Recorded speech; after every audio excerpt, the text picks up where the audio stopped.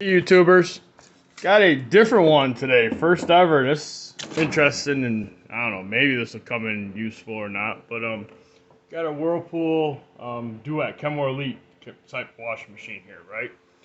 As you're rotating the drum, there's this like clicking every quarter turn. Weird. Sounds like something's caught between the drum or whatever. So come to the back, and where we have this air chamber that goes up to vent it, comb stuck inside. So took this off. As I took this off, this comb sitting in there. That's what's causing the clicking noise. Weird, never had seen anything like that before, at least up in here.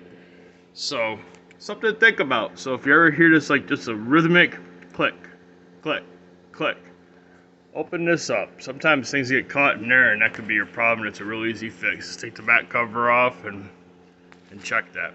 Okay?